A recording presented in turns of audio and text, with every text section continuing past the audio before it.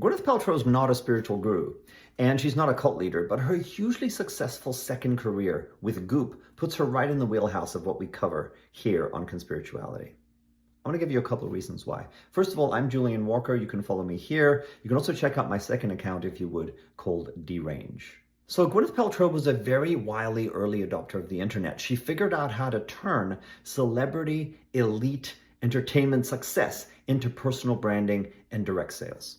Where others that we cover may have to rely on claims of spiritual enlightenment or initiation, talking to angels, channeling aliens, Gwyneth fashioned a halo of charismatic influence for herself out of fame and wealth and beauty. And she's using a version of the prosperity gospel, which has been remixed multiple times in the New Age already. What is the prosperity gospel? God will bless you if you have the right kind of faith. In the New Age, this is called manifestation. But Gwyneth has very, very effectively leveraged something else here, which she has in common with so many of the influencers we cover: controversy. Early on, Gwyneth figured out that controversy was good for traffic and it was good for sales. And this is something that drives so much of the misinformation and pseudoscience proliferation of our time during the internet and social media. Controversy is polarizing, it draws attention, and it will make people who are loyal to what you're saying, who identify with your image, even more engaged in doing what you do and buying what you sell and believing what you tell them. During the same year that GOOP settled a $145,000 lawsuit for misleading advertising claims, the New York Times published an article titled "How GOOP's Haters Made Gwyneth Paltrow's Company Worth $250 million." This is how she went from starting in 2008 with a weekly newsletter about fashion and food and travel into a company worth $250 million.